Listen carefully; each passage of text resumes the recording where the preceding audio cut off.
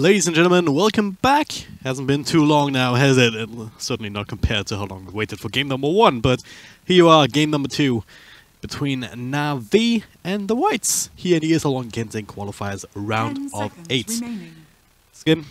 It was one of the most one-sided games we've seen. And we've had some very one-sided games in the SA qualifiers as well, right? This was definitely NaVi showing the dominance. Like, NaVi as a team, obviously, you know, you could definitely tell that they're like a very experienced team.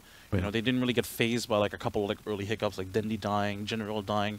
They weren't phased at all, and just knew that if they just played the game, they were going to win anyway, and they just did pretty much that. Whites, they learned their lesson and banned the Tiny this time around. Still not going to let through the Ench or the Shadow Shaman, but they added Tiny to those. Makes some sense, yeah, after what General did to them last game. Like, the old school Tiny almost. It's not really about wasn't really about the tree grab for him. It was just maxing out Avalanche Toss, running around with the Blink Dagger before the Shadow Blade. I mean, he eventually had both, obviously, but it's making good use of that mobility. You're just grabbing kill after kill after kill. I actually forgot to check how often he killed the Night Stalker. The Night Stalker in particular, yeah, so I can go back to that later. I think what's really interesting about this matchup is, and this is, I think, you know, for those of you out there that are watching the stream, and not necessarily just only NaVi fans, but also just trying to learn the game, just compare the movements between NaVi players and White players. NaVi just moves so much crisper. Usually, every player usually has a purpose, right? In the laning stage especially, what I noticed is that when they rotated the Luna bottom, and then they had General sort of like ganking around, and then they gave Snake immediately space. It was a very fluid movement, right? It wasn't like a small overlap where that would like three people in lane. It was a very fluid movement, and it was so beautiful to watch that everybody really served a purpose in the entire game, and they always knew what they wanted to do. And on the other side, we had Whites, and the supports didn't really know what to do. They were never around the Dusa, which really annoyed me, right? The Dusa was falling so far behind, and instead of trying to just farm up in the safety of their own jungle, she, you know, was farming the lane by herself, and they were trying to sort of like look for pickups or at least get information across the map. But I feel like one hero should have always been next to the Dusa to make sure that, you know, at the very least, either they sort of make it more difficult for them to kill the Dusa, or they trade, or they tank the gank for the Dusa, right? Yeah. So hopefully, you know, with the Winter Wyvern as a more defensive hero, a very straightforward defensive hero, should be easier to keep your cores alive. As I say that though, it is still NaVi, and they do pick up a lot of comfort picks here with the Razor and the Tusk. Yeah. It's very aggressive heroes as well. I mean, not just with the Night Stalker, but even, especially with the Tusk Ancient Apparition combination. I was talking about that in the earlier series today for SEA. If Ancient Apparition, if you have that comboed up with some sort of control factor, then that can guarantee that you get the cold feed off. You have a lot of lockdown, and you still have a lot of damage with the Chilling Touch here, starting on level 2. You have both of these utility spells available, and Tusk is one of these heroes that can do that for you, just with a well-placed ice shot. But, well, the Whites, we looked through the past history, the past drafts here earlier. There was an Oracle Huskar in the middle of that. Not this game, but something equally cheesy perhaps, with the Broodmother coming out as a 4th pick. What do you make of that? Just to get back to that quickly, it's really fun, you know, watching or going through some teams like Dota histories and like match history, and you just look at that and you'll, whoa. And that was your reaction, right? Oh, I didn't even know they would pick Huskar or Oracle. It's really those kind of players. It's really funny, you know, just to see what kind of strats they employ, and, you know, not afraid to sort of like go pick up like I said, like a couple of sort of like cheesy picks, strats, and here and there. The Broodmother pick isn't necessarily that bad, but it's also not perfect either, especially since it's a 4 pick right now. So, you know, there is opportunity for NaVi to counterpick it, of course. And the Razor and the Tusk already sort of deal well with the Broodmother already. Yeah, she has the unobstructed pathing, whatever you want to call it, but the Tusk, you know, can hunt her. Night Stalker can hunt her. Yeah. They can get a lot of vision with the AA as well. The Plasma Field actually provides a lot of vision as well, and obviously is a good nuke against the Broodmother and the Brewlings.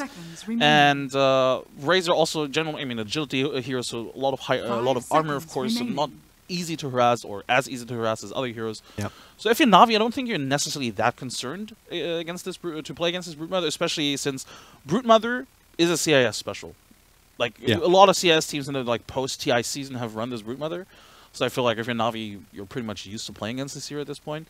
And if anything, I think if I'm Whites, I'm actually a little bit concerned, because to me, if I look at their lineup right now, yeah, they have the Brute Mother, but what does the rest do right now, right? The Omni Knight, he might win his lane, he might not win his lane, but what's the purpose in the mid game? What are they going to do in the mid game? They can't play around the Brute Mother, so they have to pick a core which they can play around and which can make use of the space they given by the Brute Mother.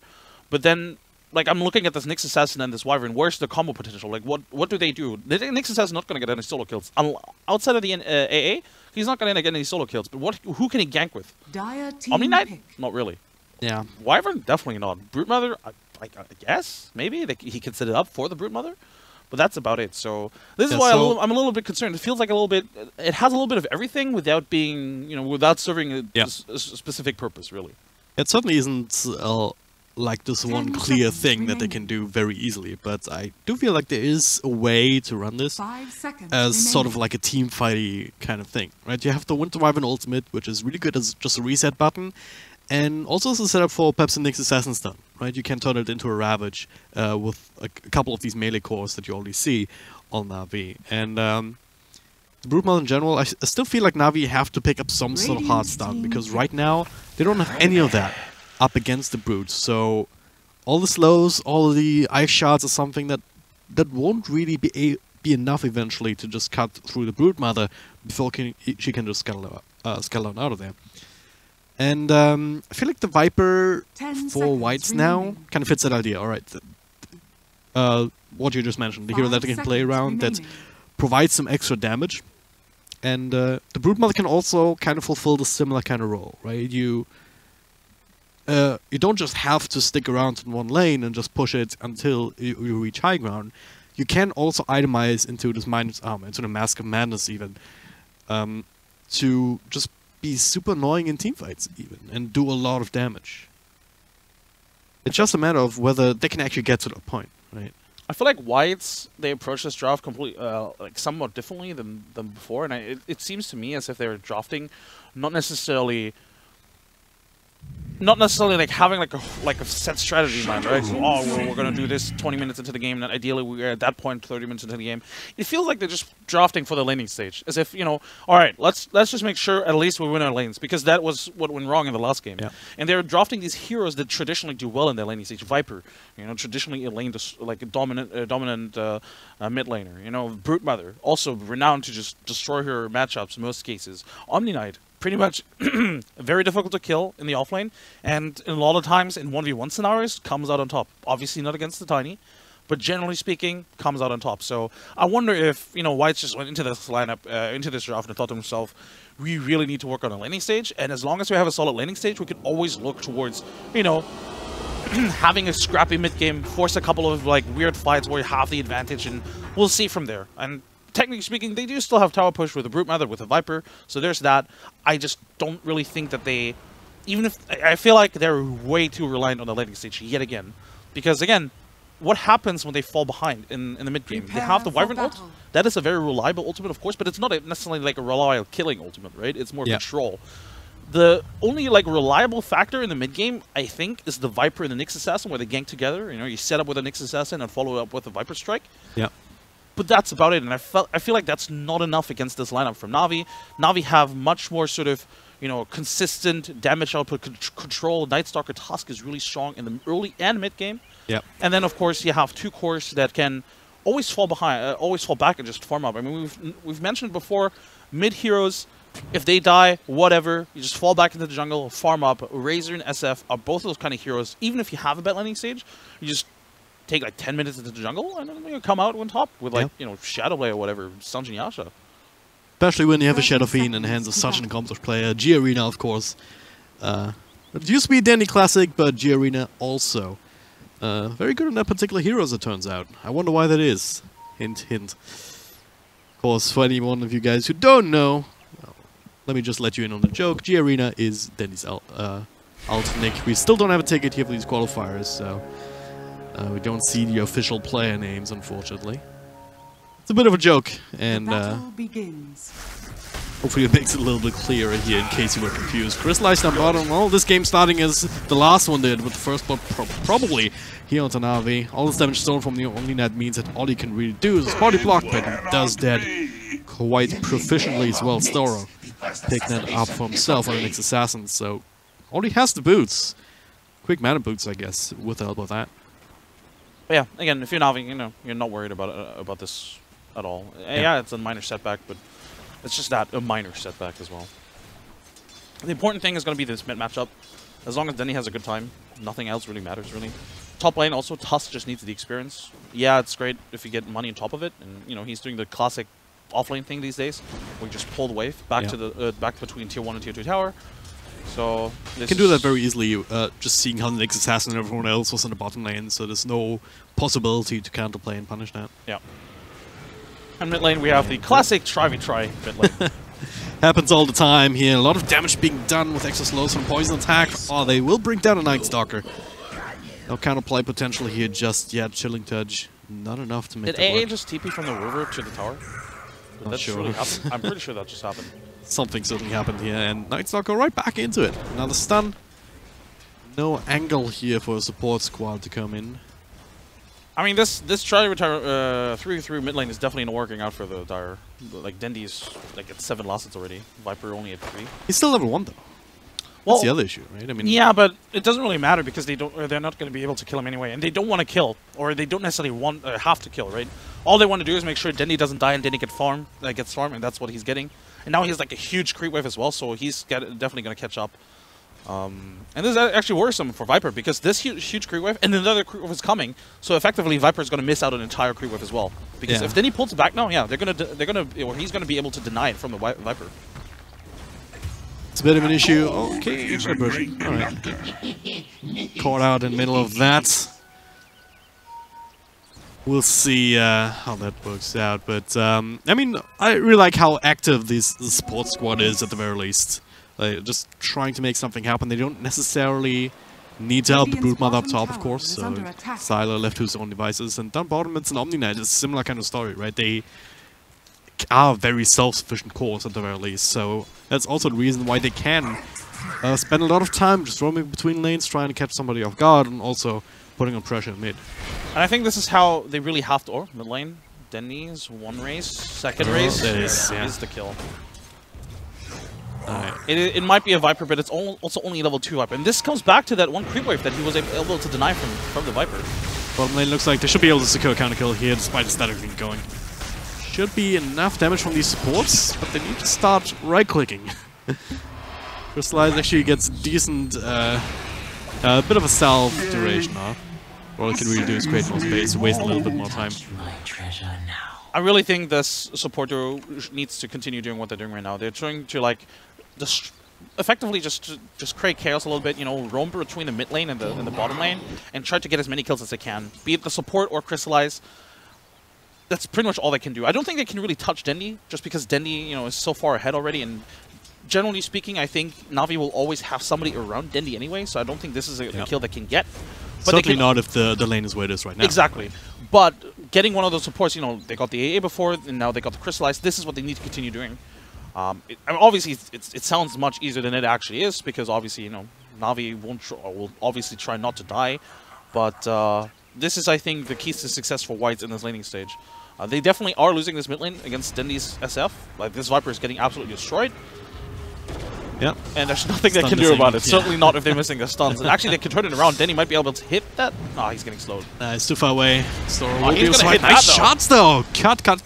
A lot of trouble now with General Ro8 again. Actually blocks himself in a little bit. And okay, that stun will connect. Snowball to catch up, though. Put the finishing touches on that pickoff. Night Stalker, still fairly low, does have another salve to work with himself. So that'll be that. And then he doesn't care. He's out of regen, but he's just still racking away. Good rotation coming out from General.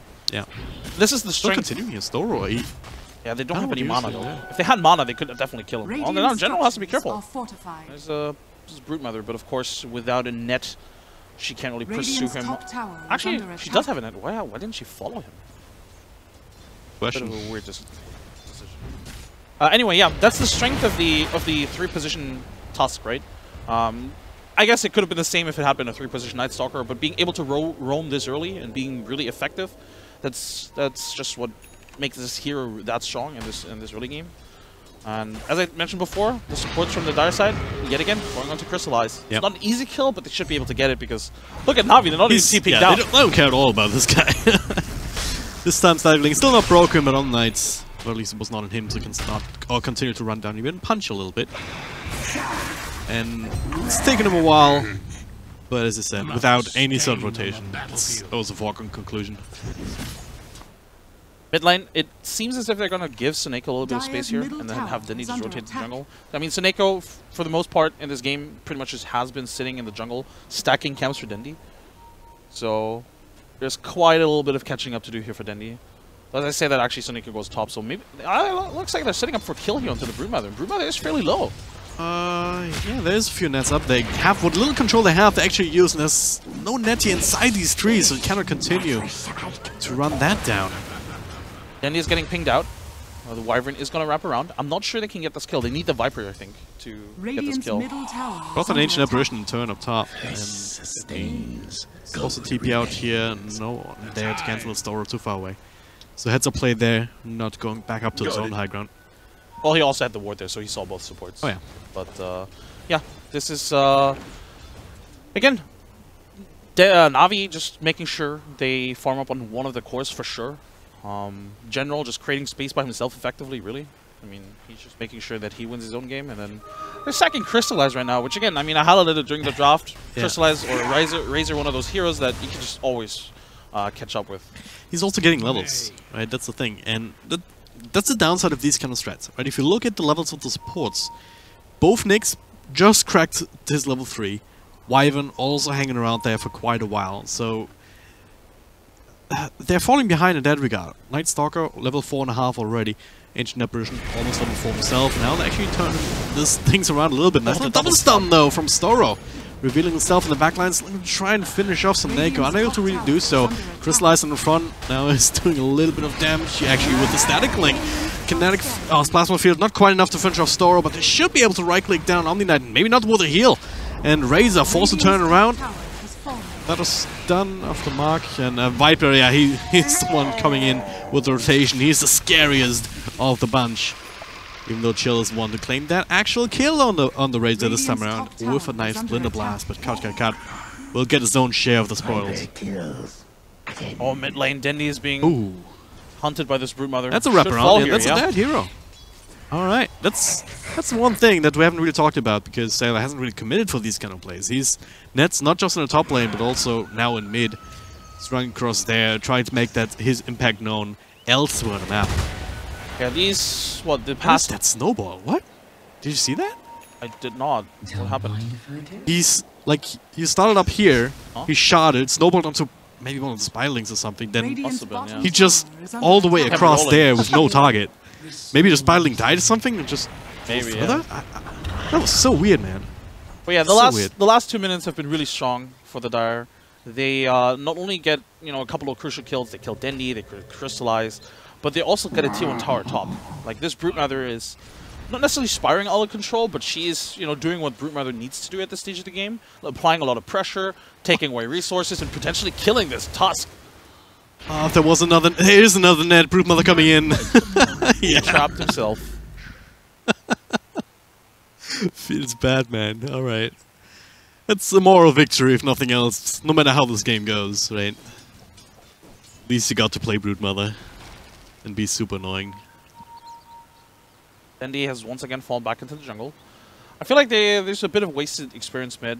Yeah, now Roger is heading towards that mid lane, but earlier when I made the point how Dendy was rotating back into the jungle, Seneko could have potentially sat in the mid lane for like 2 minutes straight and soaked up a lot of experience. And you highlighted, the experience difference on the supports is actually quite important. At early level 6 on the AA could be really strong here, being able to take down the Viper, take down the Broodmother. It's an additional burst damage. And that's sort of one of the strengths of his lineup as well. They can have Night Stalker, Tusk, roam around together. AA just sitting somewhere safe, just shoot his ultimate. Don't even need to commit one of the cores for that gank either. So I feel like this is something that obviously NaVi can rely on in the mid game. But the Dire definitely need to make sure AA doesn't hit level 6 anytime soon. Coming in now, they're blowing up the Ancient Apparition almost immediately here. Static Link still going. Viper in the middle of that, caught inside the eye shots. This time was very well placed by General, but there's a defensive utility. the heals from the Cold Embrace as well as the Purification. And now once again Tusk. Another shots, not enough. Massacre pretty damn fast on his feet. Forces out the Snowball. Does have another Purification to work with. The stun can't really use it immediately to snag the kill, but what a space shot. created against Oh, 3 boy. people. Just Creating so much space. yeah, just running him down. Should fall eventually, right? Another shot, but they have the vision. Alright, so the kill still happens. You know, counterplay. if there's just one TP from Dendy coming in there, you know, I know, right? that's maybe like a double kill. They had like 3 heroes around the tower, around half HP. I feel like that could have potentially been a kill. This is where you ping your mid laner. Oh, Yeah. why you no rotate? Yes, indeed. In the meantime, Broodmother did get a solo kill onto Roger in the mid lane. Once again, Broodmother doing Broodmother things, applying pressure on 2 lanes at once effectively. Yeah. Also taking control of the part of the jungle, you know, around the secret shop. Yep. Very difficult for anybody from Navi's side to really enter that area, and they can't really alleviate that pressure either. Yeah. If the Broodmother's playing like this, usually you want to push out the other lanes, make sure that at least you get a tower on the other side of the map. But because Crystallize is being pressured so much, that tower in the bottom lane has been untouched on the Dire side, right? Yeah. The Dire tier 1 tower bottom is completely untouched. Crystallize can push out the lane, because anytime he does push out the lane, He gets wrapped around on and Yes. dies. Right? At least that's the way it has worked out for quite a while. And Sylar also like this. He's going for his minus armor build. A general might just end up dying to the Spiderlings or something else. Just a little nuke, that is. He has Desolator coming on the courier. Already has that Medallion of Current. So that seems to be the more popular build these days, instead of the old Midas into like Necronomicon that we used to see a while back. So that means that you have that power to actually join into team fight to get these kills. Speaking of kills, Shadow Fiend being gone on here, set up with the ultimate with the Winter's Curse. Viper is there with the rest of his team to provide the damage. Ice Blast comes across as well, as Night Stalker just dies again to Broodmother mid. this There's is nothing against that. it They have feels no like hard lockdown. it feels like a completely different team than last time around, doesn't it? Mid lane crystallizes. Yeah, he's dead. he's dead too. Story even hits the stun. Oh so. boy! And that Broodmother with a Desolator. Oh god, that's disgusting. That was without insatiable hunger or anything else. It was just straight up, alright. A big Spiderling army, you have minus armor. Goodbye. Yeah, Navi. This is very worrying at this stage now. Yeah, they've sort of prioritized Dendy over anything else, but then Dendy just dies very easily in the bottom lane again. He loses all his souls, and he's almost 3k behind the Broodmother in terms of net worth. That is very worrying. And again, Navi at least do have like heroes that do well just with experience alone, right? You still have Snowball, AA Blast, and the Silence from the Night Stalker, SF Ultimate. Like, you have those abilities that do still a lot of damage, can potentially go for those kills, but you just need to find the right angle. Maybe here? I doubt it. They're not really in a position to fight here, so they have to give up Roshan, it seems. Well, the S-Plus, at the very least, helped clear through the entire Spiderling army from the Broodmother, so it makes things a little bit harder, if nothing to really tank it for you. So you might have to delay this, even with all the minus arm, it's not the easiest. Okay, Viper. Solo Stop kill? dying so down bottom. What? Dendy? Alright! Hello! He is back. You provoked him by by saying that, you know, his SF isn't up to snuff as G-Arena's. Yeah. I don't know. That I didn't even watch that, but that just shouldn't happen. Yeah. It just shouldn't happen. 2 heroes dying to 1. Obviously, he has a DD, but hey, you can check his inventory and see that he has one. Or he had one bottled up, I think. Bottom tower is under attack. Now, he also has the Shadow Blade completed on the back of that. Another 600 gold in his pocket. He's getting the way he needs to be here, top of his own team's net worth, and yeah, I mean, it's as you said before, they put a lot of emphasis on him, and now he has to turn around and deliver. They need to make some big plays even with that. They're not out of the woods yet, because there's still a Brood not to worry about. And again, I was talking about with the last pick that they would need some heavy lockdowns, some actual stuns, and that's one thing Shadow Fiend doesn't really provide you with. So, alright, Ice will connect here onto the next Assassin. Roger in the middle of that too. The heal obviously not working up against that particular spell. Might still be able to run down Roger. He cannot fly. It is nighttime, so he's a little bit faster, but not fast enough. Winter's Curse coming through. Just keep the Razor away. Guardian Angel also pop. They really want to turn around and fight you if they possibly can. The Snowball across will help finish up these extra heroes. Then as well as General right-clicking away and throwing down these nukes. And Well, just like that, they give up a little bit more than they really needed to. They could have just thrown out the windows and turned around to leave. Yeah. That is... you cannot afford that against a lineup like that. Especially after you've mounted such an advantage. But I think you could tell basically how they were communicating in that fight, because they should have retreated, and they were about to retreat, but I'm pretty sure somebody made the call, hey, why not just fight with the Brute Mother? Yeah. Next assassin. Well, did actually block the damage on that punch with Spike Carapace and now the heals. In the absence of an Ice Blast, the Cold Embrace will still do something, and, well, Brute Mother, there it is, finally coming through. They have nothing to cancel TP on G-Arena, unfortunately, so that'll be the one and only kill that they get. Razor continuing to be punished time and time again. Like, this is still the thing, right? I was trying to go into it earlier. This Brute Mother is going to continue to be an issue for the longest time in this game. And eventually NaVi will have to find some sort of solution to that. Even if it's just a Yules from the Shadow Fiend to go for this cheeky play with the ultimate. Oh, for sure. They definitely will have to address this Brute Mother at some point, but I think for now they can just afford to just dodge the Brute Mother, really. What they did was they took a fight in the lane where Brute Mother didn't have any net set up, and the only reason, or the reason why Whites thought they could fight there was because, alright, we just TP in the Brute Mother, you know, our highest net worth hero, and we can try to fight. Oh, wait, we don't have any net set up, so obviously he couldn't really help at all in that first engagement. Yeah, they did get crystallized in the end after all, but ultimately, NaVi, as long as they just continue taking fights on parts of the map where Brute Mother doesn't have any access to, they will always come out on top because they have the superior coordination, they have, you know, abilities that will always be really strong. And I mean, you can say Brute Mother's already TPing top because there's no point for her to set up any nets here. Like she has, if she continues playing the way she's done thus far, she will have complete control over like the northern, like northwestern part of the map, right? Yeah. The Roshan pit, the jungle around the secret shop on the Radiant side, and she needs to continue doing that to negate all of those resources from NaVi. Ice Blast coming through. Yeah. Only got, I think, twice about continuing there. The longer time just passes with nothing really happening, the longer the Brute Mother has to regain some of these web charges, right? That's the other thing. If you do have like 3 or 4 even charges stacked up, then you can make this kind of plays, TP in and then turn things around. But just dropping down a few in quick succession. But now, Spike Carapace has already been procced, I believe, in the task. That does throw the damage out, the heals to turn and keep the Nyx Assassin alive. And, well, Night Stalker not long for the world on one side, and the other side, Viper actually bringing down the Tusks. So, few free kills.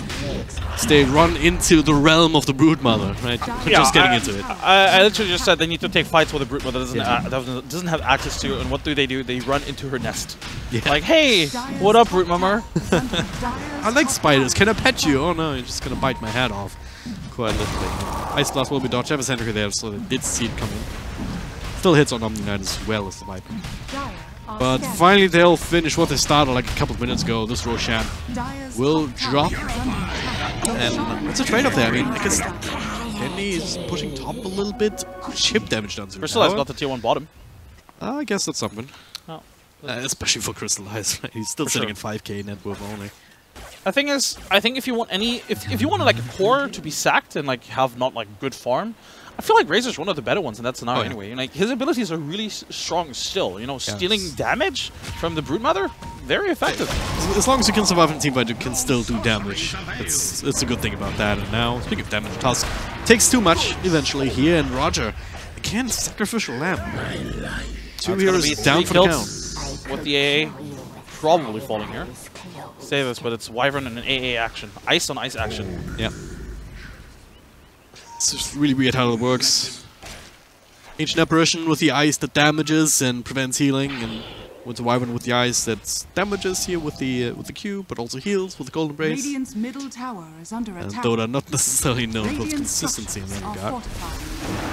But yeah, with the Brute Mother around, with the nets here in this half of the map, they can also turn it into very easy tower pushes. And NaVi, if they continue to lose map control like that, I really fear for them.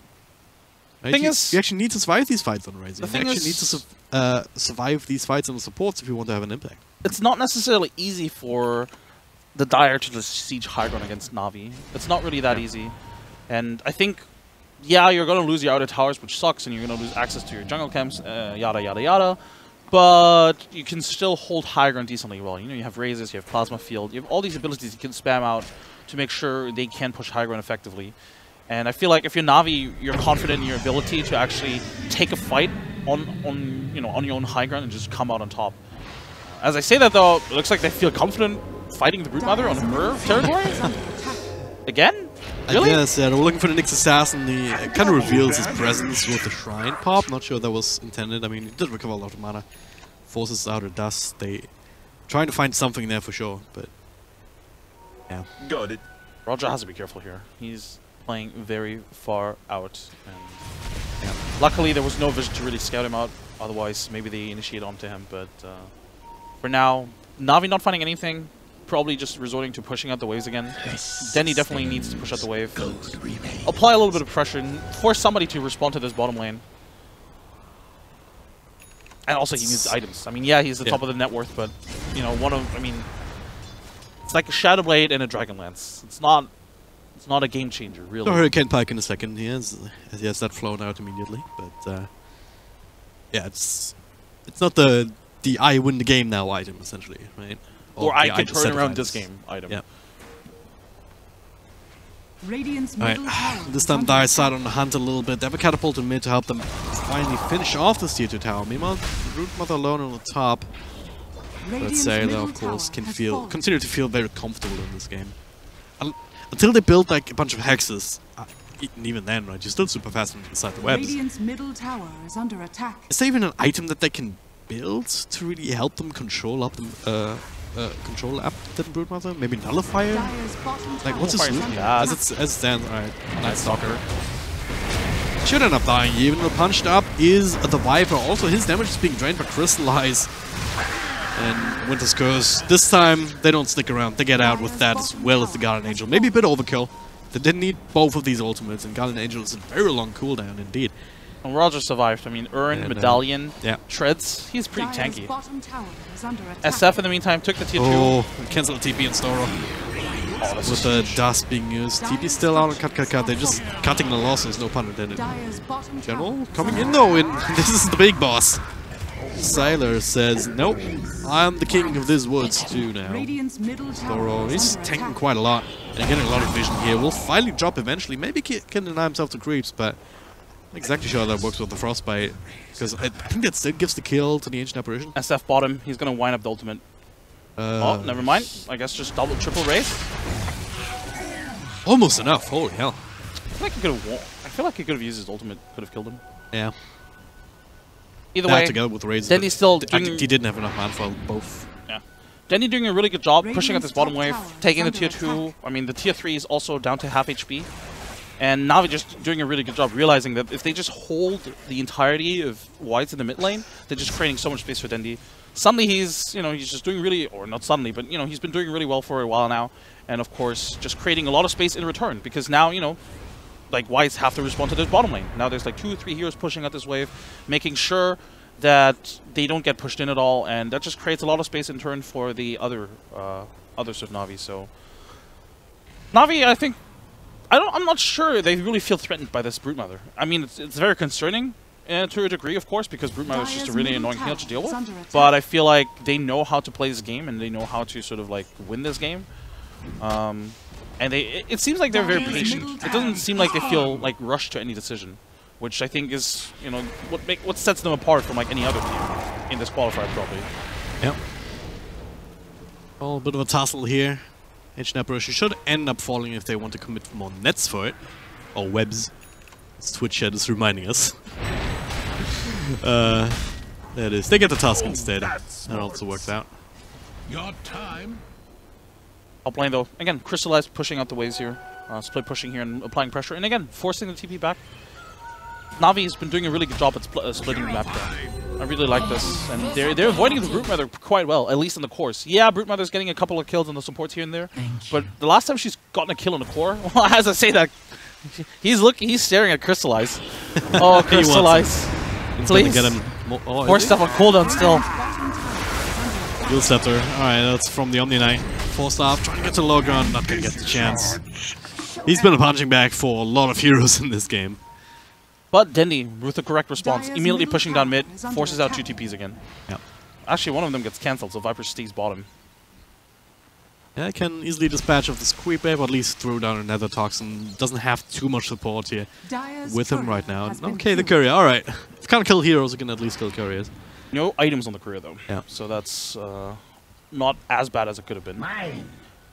BKB done on Dendi. He still needs more items. BKB is a nice item, of course, but effectively, Brute Mother and Viper are still going to be able to do all of their damage throughout through the BKB, or most of it anyway. Yeah. So you know, it's a good item to have against the Nyx Assassin, against the Wyvern, but he needs more. Could have been dangerous there. The dust a little bit late. Dendi not actually sticking around. Coming back in now as he does have the support from the Ice Blast. It's might even not quite grazing here. The Viper, and they just turn things around, or trying to anyway, but cut. Left to his own devices as Stora's already been picked up from me initially. Well played from NaVi. You know, looking for these fights and looking for these kills together, but also, again, very far away from the Brute Mother, very far away from the webs, making sure they get those kills, applying a little bit of pressure bottom lane again. Likely will have to force out a CP from like either the Omni Knight or the Brute Mother, because they can't just afford to have this creep wave pushing the tier 3 tower. I mean, the tier 3, again, half HP on this bottom lane. Yep. Could turn into an issue, but for now it is the the White's turn to force out a reaction here. A couple of TPs towards the top lane as the tier 2 was taking some pressure there.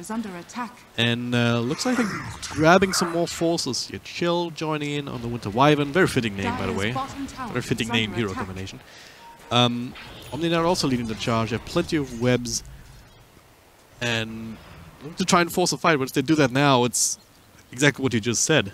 Dendi already back at work down at bottom.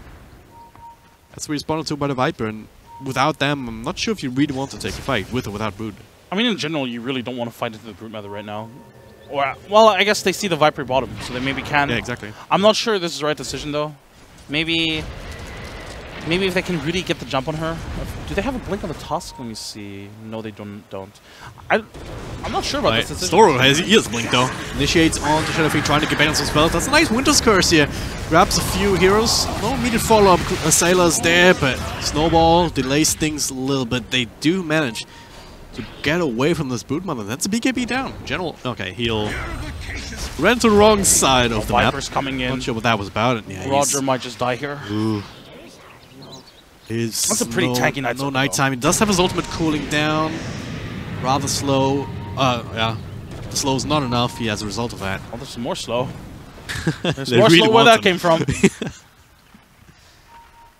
Yeah. Not quite enough, yeah. If it wasn't for the nighttime, he would have been run down. I don't think it was a good decision for NaVi to try and fight that. Again, they fight into the Brute Mother nest effectively.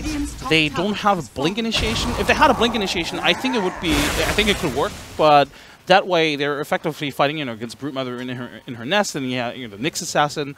Like, it's really difficult to control these two heroes effectively, and I think they should just, again, continue avoiding the Brute Mother and just continue applying pressure on other lanes, forcing unfavorable fights for the Dire. But unfortunately, or I guess fortunately for the Dire, they're taking Roshan now. Nothing NaVi can really do anymore because Dendi is showing on the bottom lane, so he's not going to get there in time. Yeah. And with that, there's going to be an Aegis likely on the Brute Mother. Potentially even on the Viper if they want to siege. I'm not sure Brood Mother even dies here, so you can just leave the cheese on her. Yeah, that's exactly what you can do. Put the Aegis in Viper, it's the better way to go about it. Meanwhile, down bottom, they do find the Winter's Curse onto Shadow Fiend, follow up with the stun from Storo, but the TP's have been cancelled. There's another fight happening in front of the Roche Pit here as NaVi engaged. They do immediately trigger the Aegis respawn. Sailor force on another BKB, then the TP out from Dendi means on the cover of Invis means that he cannot be interrupted on that either. Night Stalker, again relying on his tankiness, still being run down with the slows, or at least attempted. They'll get him in range for the Legion Aura. That'll finally do the trick to at least get something out of this, but it was still a good gambit from NaVi. They get the Aegis immediately, they get Dendi out. Tier 3 almost down as well.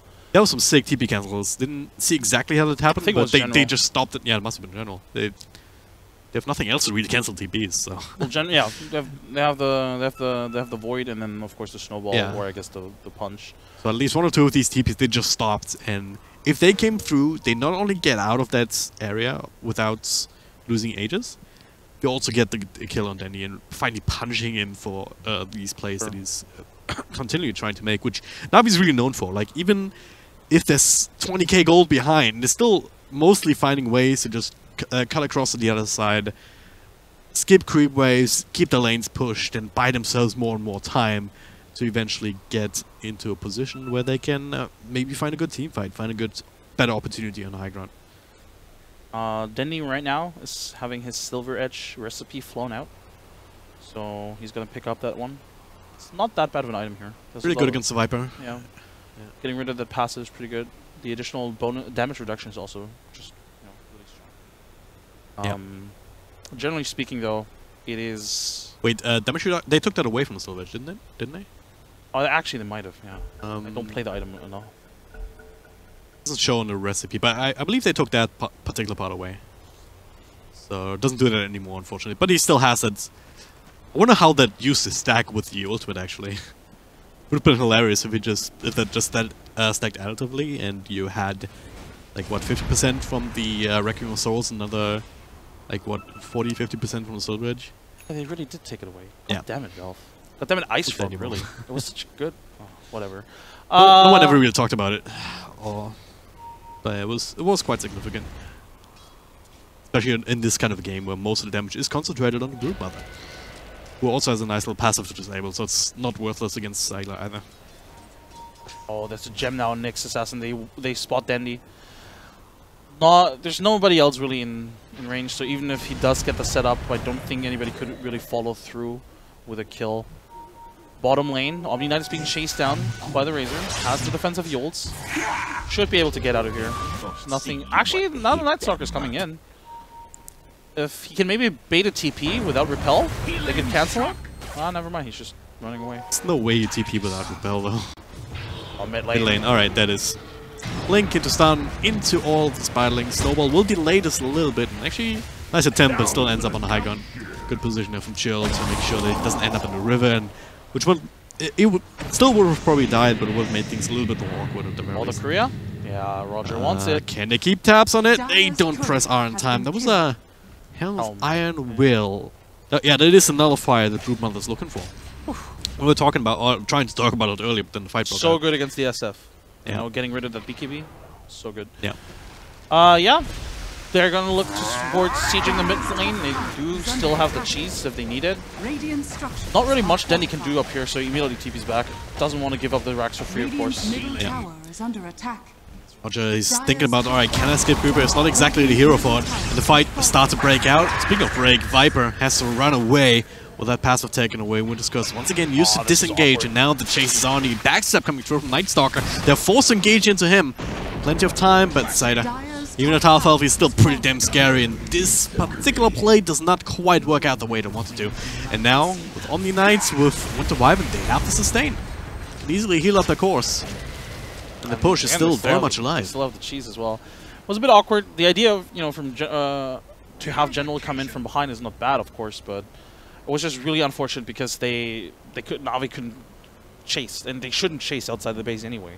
Right? Yeah. It was a bit badly timed, but he's gonna come back soon anyway. Luckily for NaVi, also the side lanes are getting pushed out. There's what, 2 siege creeps on the bottom lane, 3 range creeps as well. Oh, Dendy, what have you done? His buyback, but it was just casual positioning way too far forward. He also used BKB, so even if he does come back, he doesn't have BKB. Yeah. That is... Radiant's middle barracks has fallen. I don't know, that's a Dendy play, that's not a G Arena play, just for the record. They have to concede Rex here for sure. Yeah. But, yeah, with the buyback, they do discourage the other set of Rex. Can they chase here? They don't have good chasing potential because the Tusk doesn't have a blink yet. Yeah, they have no catch, they have very little stuns. They have mini stuns, that's about it, and it's really started to bite them in the ass right now. Bottom racks, actually. Yeah, double siege creep. That's doing quite a bit. The Viper is starting to TP back in plain view, nothing to cancel it actually. Tele collapse, he had the Void available, not sure why he didn't throw it out. There was a repel on the Viper. Oh, okay, yeah, I didn't quite see that. Alright, so he'll be able to deal with that. Still a bit of damage onto the range tracks as well. Oh, Winter's Curse on everybody! We're having stun there from Storo. They bring down Tusk. Sylar scary enough to chase everyone else away. The Hurricane Bike, I see it dropping super low, has to be healed up. She's eaten with the Ice Blast on top, I believe. Society doesn't actually get any value out of that at all. Solar Collapse, yeah, that'll be cancelled by the Yule Scepter. Razor died in the middle of that at the very least, and they get that extra third kill. Eventually, there we go. It was almost very bad here for the first time in ages. They got the 1 kill on Broodmother in the laning stage. Which was a bit of a freak accident almost, because it didn't have a web inside the tree line to just scuttle on out of there. But ever since then, he hasn't really died at all. This is the closest he came for a long time. It's not easy to kill the Broodmother, of course. You know, I mean, we pointed it out. They don't really have a good catch right now. In theory, they do have heroes to hunt her down. But right now, the way, you know, the game has progressed, they need something like a Blink Initiation, really. Because there's always going to be the support in front of the Broodmother, if anything, or around the Broodmother. So if they really want to touch the Broodmother, then they need some they can't just snowball in. It just doesn't work that way. Yeah. Right? Even with the Blink, though, I don't feel like it's enough. Like, what does he have? I mean, if Blink or Rose Punch, that's what, the second. Blink kick. Then the kick. Rose All right. Punch. But still, Broodmother after that pops BKB. I don't think there's a way for NaVi to do enough damage to Broods for her to prevent her from actually just turning around with popping BKB, Mask Commander, Sensational Hunger, and just start wrecking away. Outside of just a bunch of hexes or even Abyssal Blades coming out on NaVi, I don't really see a way for them to kill the Broodmother unless it's just a serious overextension. I just don't see it. Thing is, NaVi still has... I think what NaVi still has going for them is just strong teamfight coordination. And they have heroes to technically still sort of take out, you know, the Omni Knight, for example, immediately. That's a kill that you can do. He kicks him away, actually. This time no repel, so the TP will be cancelled by the Void. ZL don't hit. These are the kills that you can get. Yeah. Right? Oh, Dendy bottom. Has to be careful. I'm always wary of Denny's positioning these days, or right now, just because he doesn't have buyback, right? If he dies, that's probably another set of racks. That's why they have to keep the waves pushed out, bottom and top. And I mean, that's why Dendy is here in the first place, to make sure that they have always the waves pushed out so they don't get pushed in. And so, effectively, Dendy just doesn't want to fight right now. Like, NaVi doesn't want to fight, at least not with Dendy, because the lack of a buyback. But it looks like the Dire are completely aware of this. Like, they cannot afford to have this bottom lane pushed out. Like, this bottom lane is a saving grace for NaVi right now, because they get the tier 3. The range Rex are pretty low. Melee Rex, I mean, they also got fairly low, but obviously it doesn't really matter since it's Melee Rex. Oh, Blink stun? Can't really get anything. Just trying to bait out some spells here as they start to work away on the Shrine. Not sure about this from NaVi. Yeah. It looks like they're trying to look for a fight, but they really shouldn't be. They must know that Broodmother's around here if they're still sticking around this aggressively, without the Viper in particular, right? I mean, this might be the best kind of chance that they get to take a fight against the Broodmother, without the Viper also around there creating issues, but it's still rather tricky to pull off. They're gonna fall back. This is really the better decision, to not look for a fight right now. Again, Denny doesn't have buybacks. He needs to just play. They need to play around that. They need to make sure, if they do want to look for a fight, look for a pick-off like they did with the Viper, right? Look for those kind of pick-offs, but don't look for like a straight-on 5-on-5 fight. Even if it's outside the base, it is a very flawed idea, just because, again, Broodmother with webs is very, very strong right now. So ideally, again, just have Dendy split push some of the waves, have Razor split push some of the waves, and maybe look for kills together with the Tusk, Night Stalker, Razor combo-ish, and then obviously have the AA ulti. Yeah. Alright, so Roshan coming back in 2 minutes, so fairly long respawn time. How do you think that next Rosh is gonna figure into this? Because that's gonna carry the refresher shot, so I guess potentially double Winter's Curse? Oh. Even thinking about it, I think NaVi has to contest it. I think NaVi has to contest it and go all in on the contest as well. I don't think they can afford to give the Dire side cheese and Aegis again. I mean, killing the Brood once, I mean, you know, as you mentioned earlier, has proven to be near impossible since the landing stage. So killing her twice seems just unreal. Same with the Viper. Well, or not same with the Viper, but giving the Viper 2 lives just makes it that much easier for the Dire side to just siege high ground. And I feel they need the Aegis in order to come back into this game. There's this, I guess there's this idea where you could think, well, maybe as long as we, you know, prolong the game long enough and just get a couple of items, maybe we can win the game. But I feel like that's Radiant's such top a shrine is gamble under attack. that I would rather take this gamble with the next Roshan. So Yeah. I think Navi will contest the next Roshan as well. We see White's already setting up for it, checking all the common war spots with a gem that Storo's still holding on Radiant's to. top shrine has fallen. And, well, they know that's bound to be coming up soon. Still 50 seconds, so they have to bide the time. Bit of an opportunity for Navi to push out the bottom lane. This time it's not Denny, it's Crystallized together with General. But, yeah, Ice Blast coming through. They'll have another one by the time it comes up. It's really all about the Roshan now, isn't it? It will be, for sure, in the next minute or so. As you mentioned, you know, Whites are setting up around Roshan. They're basically never really moving too far away from the Rosh. I mean, I guess Omni Knight is the only one that's really moving far away. They know that this has to happen for them. Navi is doing the right play, though. They're already pushing with the other waves, making sure that that Whites have to respond to this. Like, the Omni Knight has to move back here because the lane's getting pushed in.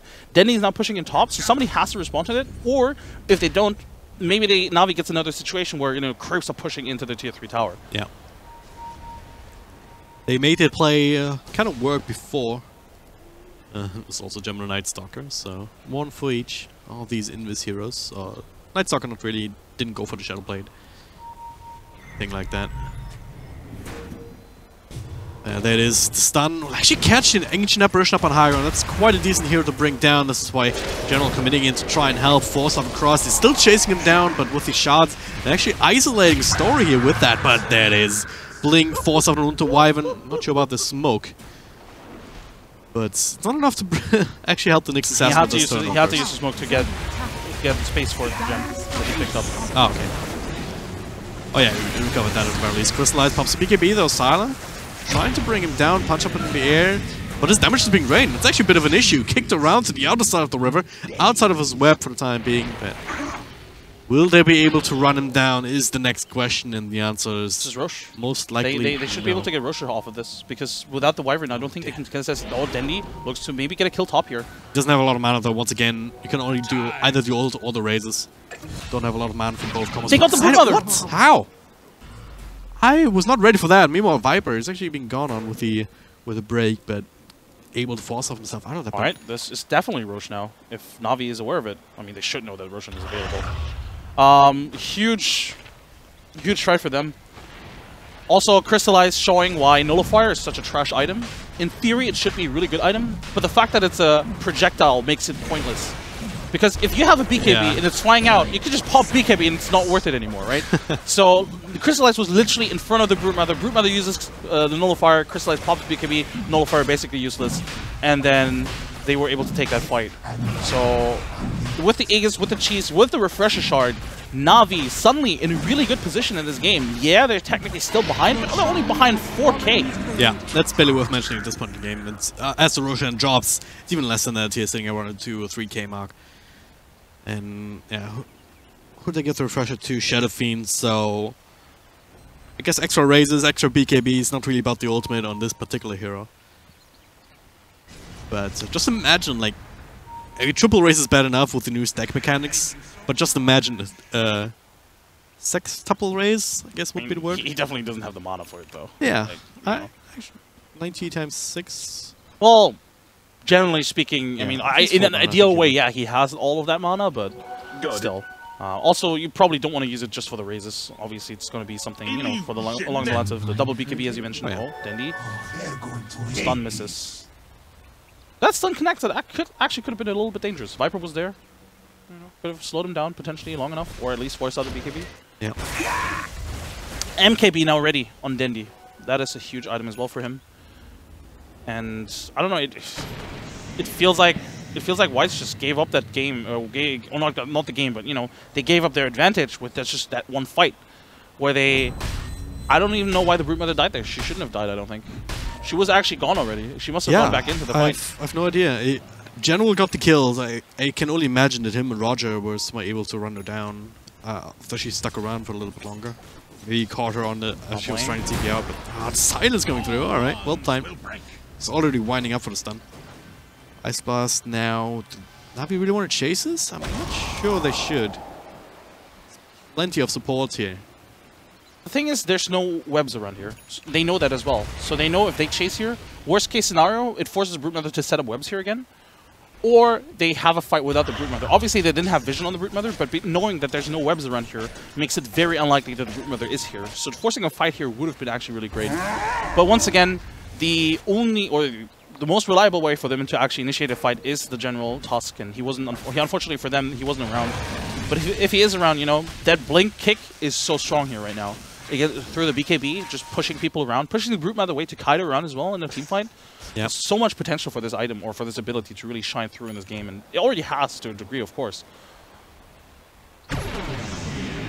Well, NaVi trying to find ways to actually utilize that Ro8 advantage, but haven't really been able to do that. I mean, if you look at the graph, it's actually bounced back into a little bit in favor of the whites in terms of gold as well as experience after that huge team fight. So they're still farming a little bit more efficiently than NaVi is right now. They're grouped up as 5, and that is the kick back up to the high ground, not exactly the angle that he was looking for.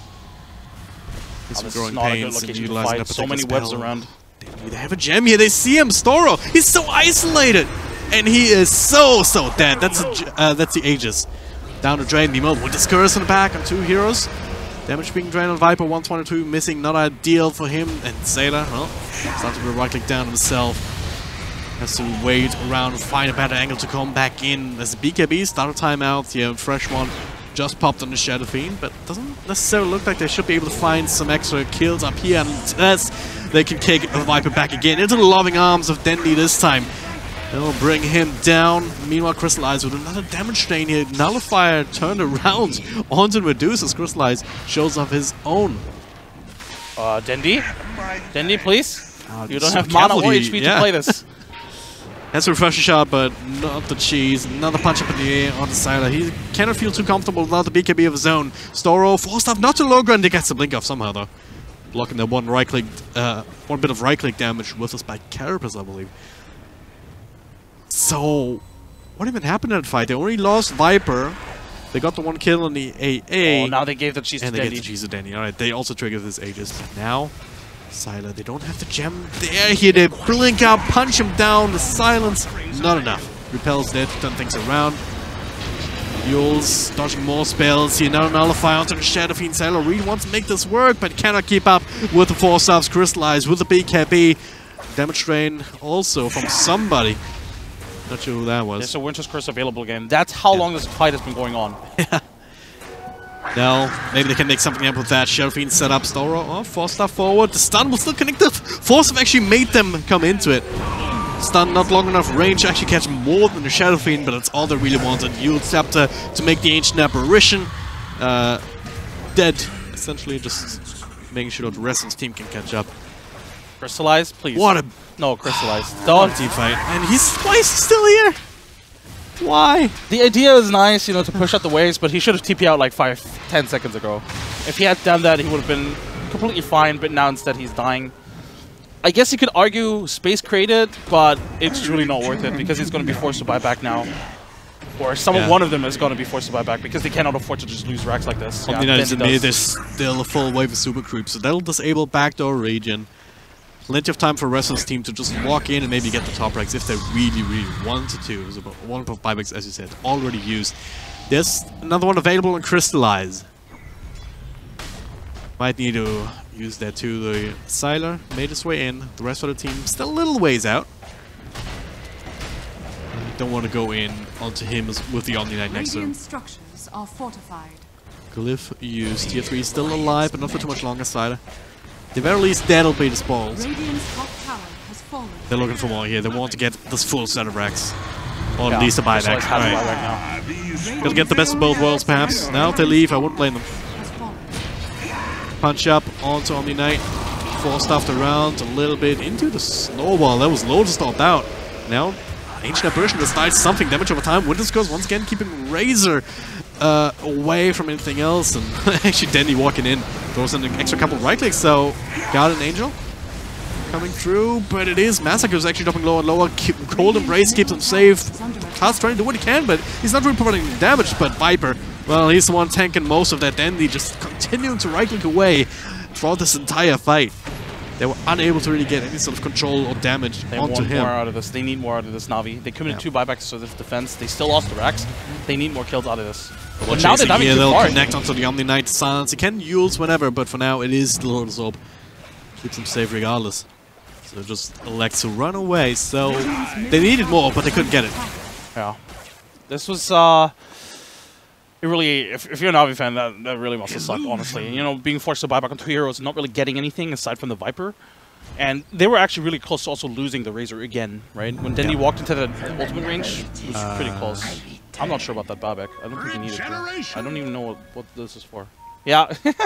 The Nyx is just like, yeah. Yeah, they. That just happened from the Brute That Mother. must have been a mistake, right? That must 100% that's a misclick. There's There no was- point in there's no buying back reason there. for that, Honestly, that fight, I thought that would have been much worse for Navi. There's so many things that went wrong on that fight, you know. Omni popped the Lotus Orb. He not only reflected I think one of the Force Staffs and the Snowball, but also the Nullifier. So the Crystallize ended up nullifying himself. Oh, wow. That yeah. almost really turned badly, but Navi still got out of that with, you know, with a black eye, I guess. They still lose the Rex, or the melee Rex, of course. Yeah. But now that they don't have the buybacks, it's almost like a little bit of pressure off your shoulder in a way, because now you know that you can't invest all your money anyway, so just go all in, just buy Butterfly. It sounds like a weird thing, right? Obviously, there's still the amount of pressure, you know, knowing that you can't die, but at the same time, you're just gonna go all in, just buy that Butterfly, Dindy. Just buy it. He probably would if he had enough money yeah. or access to the secret shop right now. And Task is singing around there. He's going towards the AC, I guess? Does he have that completed? I don't know. He has also a bunch of other things queued up right now. As it stands, he might not get to finish any of these items if I believe these are the items for somebody. No, never mind. That's his own AC, I guess. Yeah. Damn, that's a rich tusk. Actually, you know, we're 50 minutes into the game. It's technically a 3-position tusk, so Yeah, not that much money. But even with the axes, impact has been kind of limited in these 5v5 engagements. It just feels like they're lacking damage right now because Crystallize, his itemization. I mean, it's not bad. Like the items that he has aren't bad, but it's just he just doesn't deal any damage right now. He needs to steal the damage first, and he needs to steal it from Viper or Broodmother. It's Yeah. not enough to steal from anybody else. and it's really difficult to get in there. And then the other heroes, they don't really deal any damage. You know, yeah, the AAA, if anything, is the main damage source here on the support side. But the Tusk and the Night Stalker, their damage is negligible. They're really just there for the control and for the protection, and the rest has to come from Dendy. But honestly, I gotta give it to Whites. They've been doing a really good job at sort of like controlling Dendy as well. The Nyx Assassin, that one fight mid where they went in with the Aegis and the cheese and the refresher or whatnot, it was just the Nyx Assassin keeping Dendy busy the entire time. He's been playing exceptionally well throughout this entire game, even. Starting with the early game, just coming up with the Winter Wyvern to make a lot of these kills happen. I mean, some of them Navi just gave them because there were some instances where, okay, That could have been Told that huge thought. Winter's Curse as well. General comes in, you're trying to deal with that. Winter's Curse not coming in into this particular fight just yet, but Seder, he's broken. He's actually not providing too much damage, but now with the help of Viper, they're turning things around. It's Night Stalker, down for the count, no buyback. The ultimate, let's go, just for the damage reduction, but Massacre, he's still looking to continue that for his team, running down people. Doesn't have the proper support. Everyone else looks like they're making their way They out. need to cut their losses. They're going to lose the top racks for this. Very unfortunate. Yeah. Yeah, but they need to cut their losses. It's so incredibly difficult to take these kind of fights, especially down as well. since especially since the Dire were completely expecting it. They were prepared for this smoking. They were like positioning themselves really well. And honestly, again, Navi, this could have been so much worse for them. And if the Wyvern actually finds the Winter's Curse there, that's like what, at least one hero dead from the get-go. Yeah. Unfortunately for Navi, because the Night Stalker is dead, they can't contest this Roshan, and that means Cheese, Aegis, Refresher Orb on the Dire side. Well, And without the Winter's Curse used that fight, it also means that you have two right off the get-go. I mean, it's not the longest cooldown anyway, but still, it's... They have that now. They have that available. We were talking about it in the last Roche. But now they're the ones to actually claim it, and it might be game. I mean, just imagine if that first game didn't happen, if they got the default win on that, then they delivered this performance in the series, they would have actually knocked out Navi left, right, and center. As it stands, even if they win this game, They still have to play one more. It's kind of crazy how NaVi, I mean... Alright, I'll keep these thoughts for the end of the game, I guess. Because it's still not over. Not by a long shot. There is still ways for NaVi to turn things around here, but it does depend on Razor dealing the right amounts of damage, and it does depend on Dendi being able to right-click the right heroes at the right time and provide that right-click that they desperately need. Wyvern also has a blink force stuff. Like, this range of initiation is so huge. Alright, there it is. Does take a bunch of damage and does get thrown down before the Winter Curse can even come out. It's all on to the Viper. His damage is being drained. Cold Embrace keeps them in place there for the Razor. Exactly what I was talking about. Buyback there from the Broodmother. Boots of Travel or anything by the looks of it, so just keeping to the Shrine, G-Arena. Doing some bit of damage immediately with the ultimate before he can even proc. So Viper for the second time without Aegis. Didn't even do all that much damage to the tier 3 tower. I am not quite sure how all of this happened, to be honest. I feel like the Dyers or Whites was just too they felt too rushed. Like they had the item advantage. They knew, wow, we have Aegis, Cheese, Refresher, let's just go in. We'll have the double Winter's Curse, but they didn't really do anything. Yeah. Right? It was just way too rushed. Also, quite interesting, Wyvern bites back, TPS to the Shrine, and walks past Haste Room. He didn't pick it up because he was so focused on the bottom fight. Yeah. And yeah, now it's gone, obviously, but he walked past a Haste Room. It was really funny. Honestly, great high ground defense. And again, this is sort of where I think NaVi knows that this is how they can come back into this game, because they are still NaVi. They're technically still the better team, in theory, right? Despite the state of the game, they know by just outmaneuvering their opponent and having superior team coordination, they can take down this team. And that's literally what the last fight was. They just outmaneuvering the opponents, making sure they position themselves in a way where it was really difficult to actually hit a good Winter's Curse. Like, Dendi got hit by like a Night Stalker and an AA. That doesn't do anything. At this point, you need to hit the hero next to Dendi, right? Because maybe they also weren't ready for the amount of damage output that he actually brings to the table if you let him. In this instance, right? Broodmother died just before the Winter's Curse can come out, despite the Insatiable Hunger, despite the getting scouted out. Could be an issue making his way up. General not in position to initiate here. Yeah. He was put in position. It's like a blink kick back, and they can isolate the Broodmother from the rest of the team as well. That said, yeah, Winter Wyvern actually didn't use the Refresher Orb at all, so Refresher Shard rather. So we still have that one available. The threat of the double Winter Curse, and again, the range of initiation from the Wyvern is huge with a blink Force Staff. You just sit so far behind, just blink Force Staff yourself in, and make sure that you hit a very surprising Winter's Curse. This sustains. Well, late game Dota closing in on that 60-minute mark. Certainly something here that Whites are delivering. Certainly not the stomp that it's turned into in game number 1. So crazy considering the gold advantage is just above 3k. Yeah, that doesn't matter anymore at all in this game. These graphs, anything that happened before this point, it doesn't matter. Not whatsoever. Like, this game will be decided one way or the other by one big team fight or two. Speaking of which, what's the buyback status? Yeah, there's no buyback on Broodmother, just because obviously it's on cooldown still, just the same with the Wyvern. Viper doesn't actually have money for it. That's actually a huge mistake as well. Oh, it's Omni not just getting kicked into the tree line. Little areas here broken, right click down, stealth vuels. Not sure about this one, but gets the full stuff out. Gets himself back up immediately, so no big cooldowns expended just yet.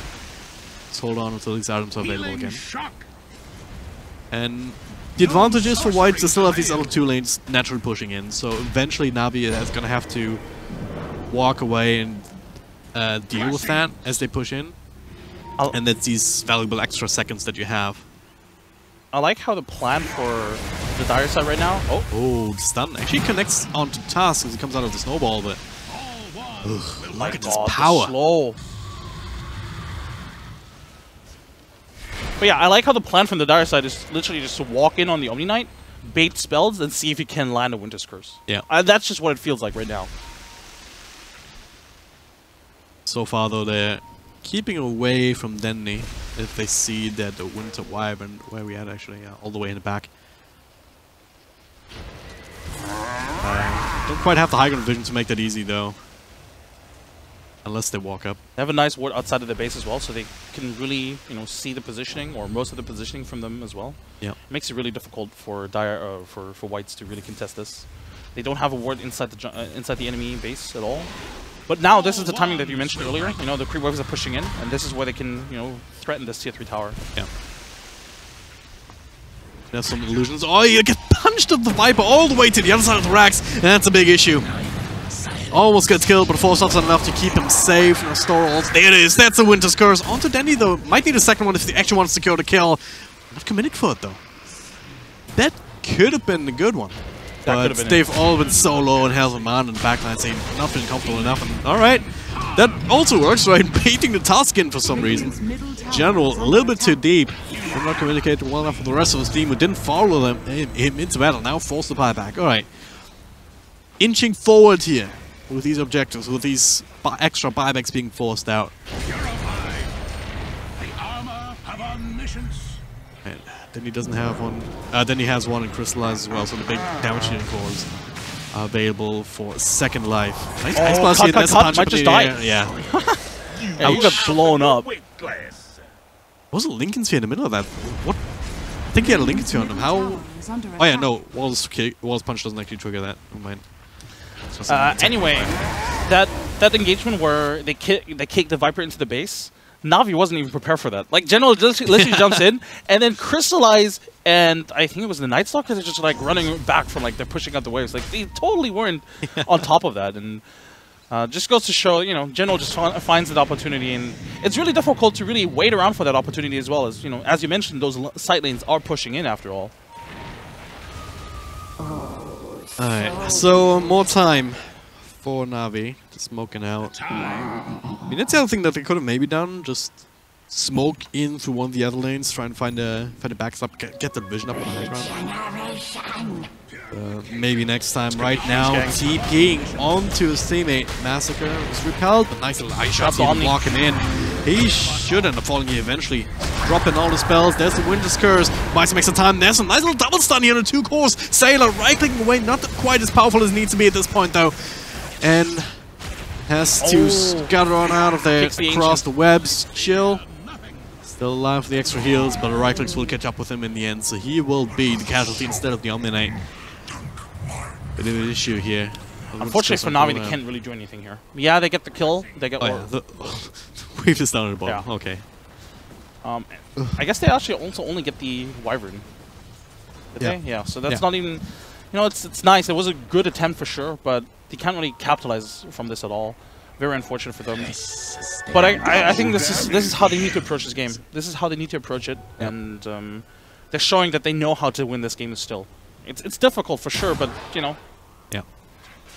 I feel like the one thing that whites need above all now is more right-click damage. I mean, we've seen how little Broodmother has actually done, despite that beautiful double stun story. He got Crystallize and Dandy with that Impale, and with other right-click carries, at least one of them just melts. Not with a Broodmother, not with this itemization, and he realizes it too.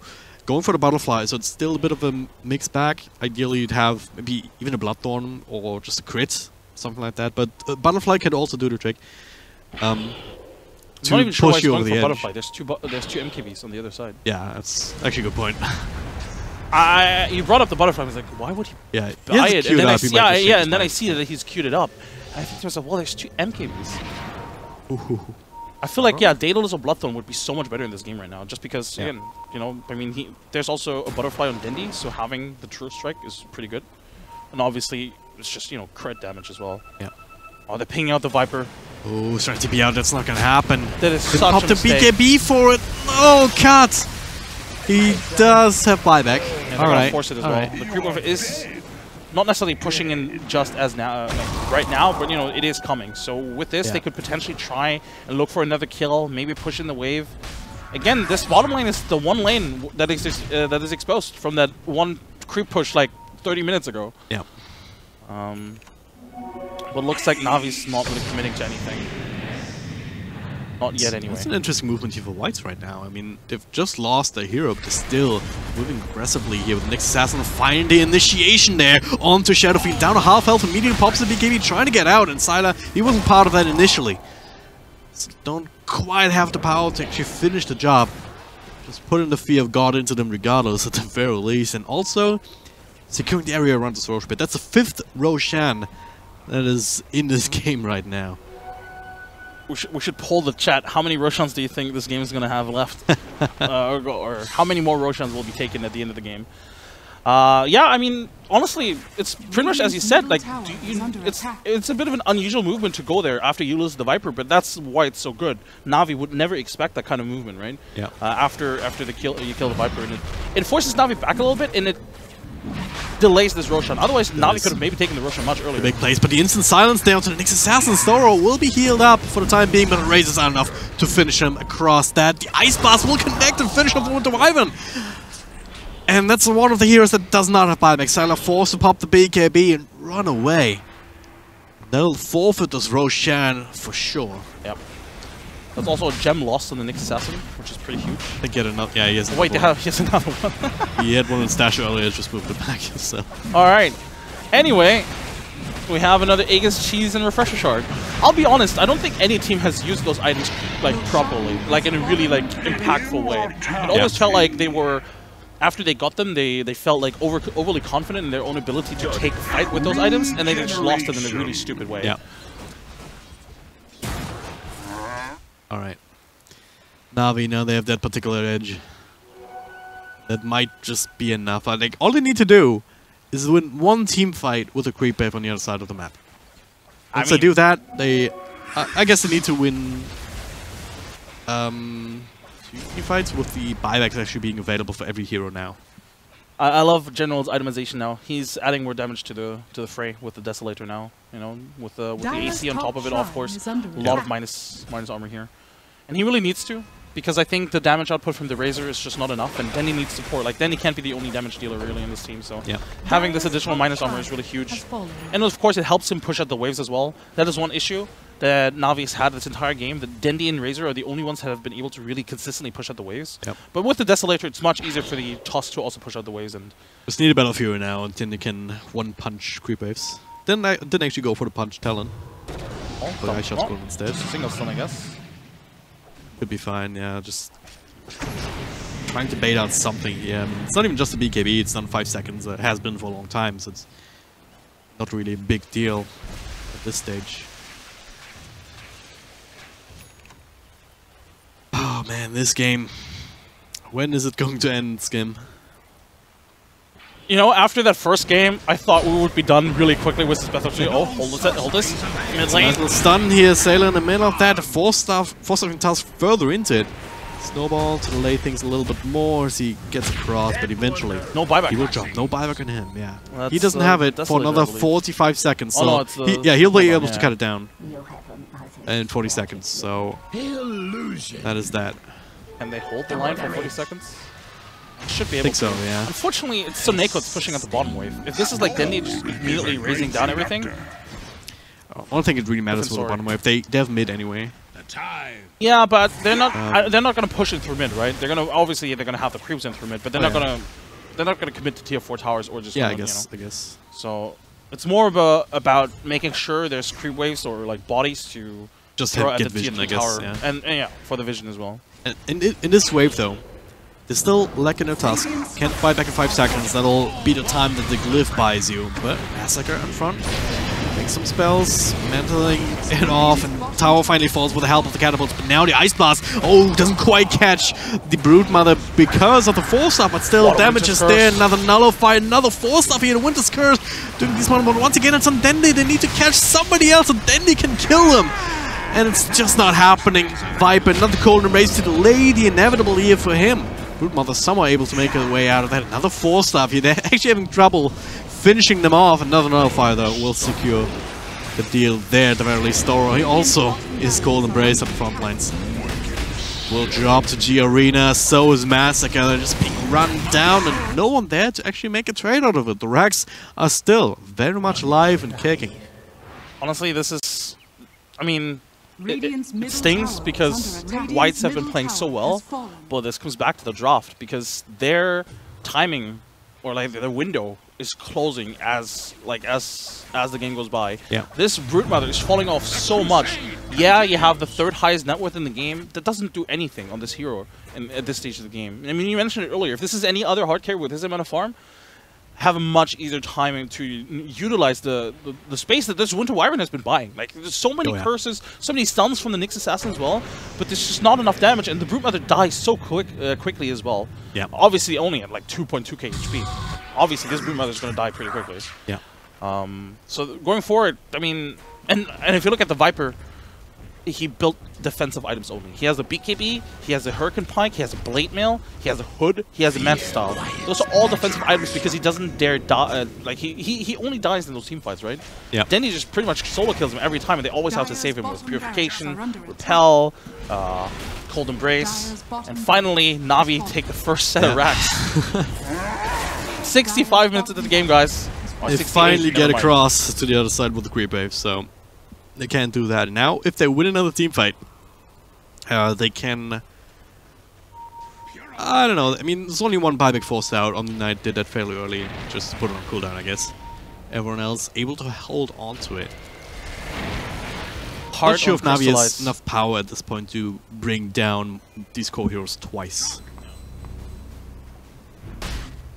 I don't know. I feel like if you look at the items on Navi's heroes and Navi's cores, they're much more impressive than the items on the dire side, effectively.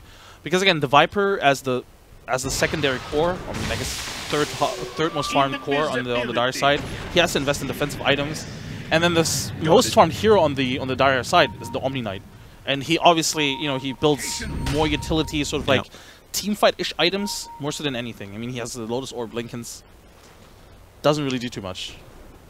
Obviously, it's nice as a defensive, measure, but you need damage. It's not enough. Yeah, you need to actually kill heroes in later parts of the game. Either that, or you just have a Shadow Shaman who just plops a double set of wards on the tier 4 towers and wins the game. But not quite here. It has been banned out in the first phase, after all. So Denny and his squad, they're rearing their heads and smelling the dire base one more time with this push through mid, if they want to continue that. They have to be super careful though. If they take too much time, if this bottom lane is being taken care of, if they have some sort of free reign over those bottom racks, that's all we really need to secure mega creeps. And then things start to get even more tricky for NaVi. Yeah, I wouldn't be surprised if the dire side just committed fully to this push. Yeah. Potentially, and just force the mega creeps. I think in their heads that's the win condition, forcing mega creeps, and yeah, there's the TV's going back. Punch up, Winter's Curse once again on Denny. Take down about half damage, but now there's the follow-up with the Ravage. They're gonna be able to bring him down. Minions comes through, immediate buyback. Tusk doesn't have it though. They need to focus some damage on the racks, and they're not quite able to do that though. Catapults held up by the creep wave, but at the very least they got the buyback in. Well, starting up here, they have the vision, Nullifier, Force-Staffed out. Need to right-click him down or somebody else. They need to decide to do something. Now they're just biding the time. G-Arena able to turn things around, saved by the Cold Embrace. And now finally, they're right-clicking the objectives. Melee barracks down, and now turning things around to Denny. They get away with it here. They still get the ranged. They're gonna lose a few heroes here. The buybacks are available. Sora uses this one immediately. The rest now just a matter of getting themselves out of here. Winter Wyvern not gonna get that luxury. Cut. Doesn't have a TP out of his backpack even. Are they really fighting him? Buyback Brute Mother. Yeah, they really want this right now. They want more. They realize, alright, all the damage that we've done with buyback being forced out, NaVi are still at diminished capacity without the Tusk able to buy back. So he wants to go back in. I don't think this is the right decision. Yeah. This is so tricky right now. This is so close to just tilting over one way or the other, especially with the buyback being used on the Brute Mother. They didn't need to. They already got the objectives. So if he somehow dies here, that would be so big. Viper, no mana to really work with. No ultimate to slow people down, but looks like they will be able to make the orderly retreat happen with the entire lineup. The play works out. Mega creeps now in their favor, and this is something that NaVi has not really itemized for, have they? I mean, you can still raise them down, sort of, I guess, I think. I'm not sure how the math works out on that. It's not that great. Yeah. But the Razor, you know, he actually started itemizing for it just beforehand. You know, he got the Maelstrom, so working on the Mjolnir next. And also Jenny, I mean, he has Satanic, he just right-click them down. He deals a shit ton of damage as well. He probably needs to replace one of the items, probably the Hurricane Pike. The Hurricane Pike at this point, yeah, you need the defensive force staff, but I think you need to rely on everybody else to save you. Because right now, I mean, yeah, Denny still is the highest damage dealer in the game, or, you know, the strongest damage dealer in the game, rather.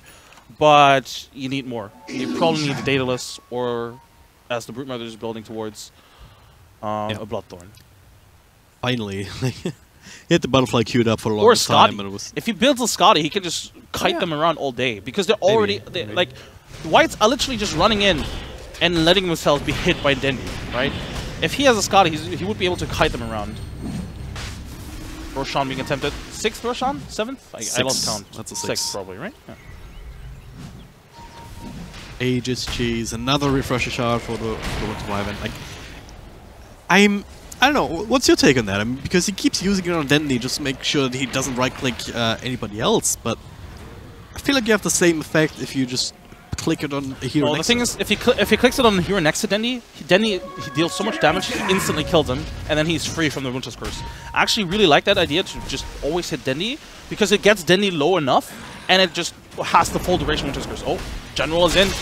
Well, that was a bit of a mistake, to say the least, so he gets brought down, and no bail, and now that's the opportunity for them. The stun, he actually held onto it, so Star does have to follow up, but no one actually hitting Dendy until just now, and it's gonna be it.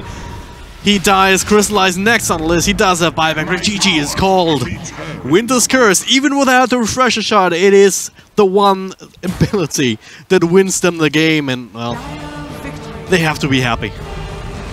They have to be just ecstatic almost here, just wrestling this game away from NaVi, even though they held on for so long. What a game, really. I'm at a loss for words. Right now, I think Whites, again, I do stand by my initial assessment of the draft. I do think that they were playing very much just for the laning stage and just made sure, all right, we want to make sure that we have stable lanes so that we win our lanes as well, and then we can apply pressure from there and out, and just we approach the game as it goes on. Yeah. And you could tell that by the itemization by the by the Viper especially, that this is literally how they played. You know, they got ahead, but then the Viper fell behind. So he itemized in a way where he just doesn't die. Honestly, really big props. I mean, we highlighted during the game already to the supports. Yep. The Wyvern, the Nyx Assassin, throughout the entire game, they've been carrying this team really, just not only with early rotations, but also with the big Winter Curses in the end, the big Ravages from the Nyx Assassin effectively, right? They played so well together, right, for the longest time here, starting from the laning stage and then going into the later parts of the game as well, so it's, yeah. NaVi, honestly, they had so many opportunities to come back into this game. Or, I mean, they did come back into this game, obviously. But I feel like they've had so many opportunities to just take control of the game as well. Right? How many? They got like 2 Roshans, 2 Aegises, and 2 refresher shards. And I think only 1 refresher shard. I think actually, I'm not entirely sure. Either way, I feel like they should have. They definitely didn't use those items correctly. Like that one fight mid lane where Dendy just sort of loses the Aegis very quickly, and then not the Aegis. The refresh shot, he doesn't really use it. What we were speculating about the 6-triple raises, right? Then the cheese on top of it as well. They're trying to go back in, and they didn't find a kill, so they have to walk back. I feel like it's all a blur to me, honestly. Yeah, I mean, it's just, what, like an 80-minute game? No, a 70-minute game, I guess, yeah. Big props to Whites. That was such a well-played game. I do think that it was a bit shaky towards the end, but... It was, yeah, but they pulled themselves together. Like, they relied on their ability to outplay NaVi, and that alone is an indication of confidence, if nothing else, against a team as accomplished as NaVi is. So, good on them. I also think that NaVi maybe didn't respect the Broodmother pick as much, because that was a 4th pick. They did have a chance to pick up another mid-hero that has some sort of hard disabled, because in this day and age, you need that up against the Broodmother. Otherwise, she always just walks away if she's tanky enough, and she has been in this game with the great laning stage, right? So, for the longest time, that's the one reason that Whites actually ended up winning this game. They hit the timing window on 2 of the racks, and because the Broodmother was just unkillable and very hard to deal with at that time. And Well, my biggest gripe with NaVi in that game, and in regards to the Brute Mother, was actually not. I mean, yeah, I do think it was okay for them to to draft the way they did and to approach the game they wanted to, but I felt when there was like that one time where they basically just looked for a fight in Brute Mother's nest, right? Like among all the webs. Why would they go in there? It just doesn't make any sense. Like I felt like they were the strongest when they avoided the Brute Mother, made sure to always pick fights outside of her territory, and made sure to force the Brute Mother to actually rotate in. That's when they were able to like. There was a bottom fight where they just won like 3-4 or whatever, and then they just look for a fight in that territory, lose the Aegis as a result as well. I think that was the bigger issue for me anyway. Anyway, game 3, I guess. It's coming up next, after a short break, so don't go too far away.